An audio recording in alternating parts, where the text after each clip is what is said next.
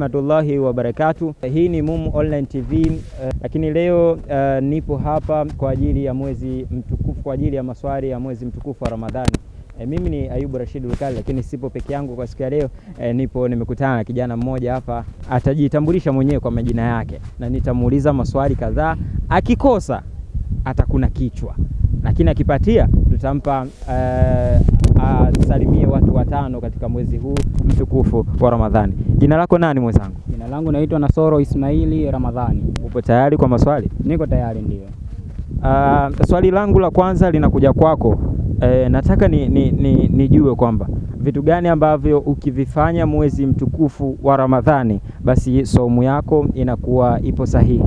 Vitu gani ukivifanya? Yes. Cha kwanza ukifanya ni kusoma Qur'ani, unakuwa upo sahihi sana tu.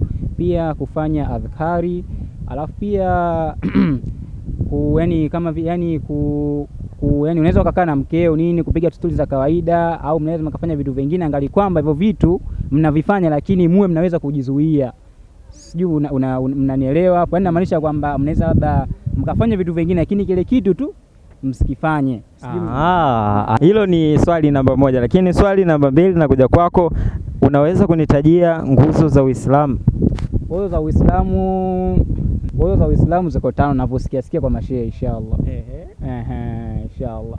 Aje umeshindwa kuzitaja mashehe, watajaji wanasemaga tu kwamba ziko 5 basi. Basi jikune kichwa kidogo mradi nikusaidie. Kuna hapa kwenye upala. Inshallah. Basi nguzo za Uislamu zipo 5 kama ilivyo ulivyozitaja hapo, lakini ya kwanza ni kutia shahada zote 2, lakini ya pili kuswali swala 5, lakini ya 3 kufunga mwezi mtukufu wa Ramadhani, kwenda hija kwa mwenye uwezo, hiyo ni nguzo ya mwisho, lakini nyingineyo ni kutoa wasalimie watu 5 ambao unawafahamu kwa muda huu. Kwa kwanza ningependa kumsalimia mama yangu mzazi Tabia Nasoro. Wa pili ningependa kumsalimia Mwanahija Zahirina, shemeji yangu heshima kama shemu. Wa tatu ningependa kumsalimia Sali Edo kutoka Tegeta huyo. Lakini salamu ya 4 ningependa kumsalimia Isa Juma Kisuguru, na salamu ya 5 ningependa kusalimia wanafunzi wenzangu wa Mawani wa Mumu FM Internalizi.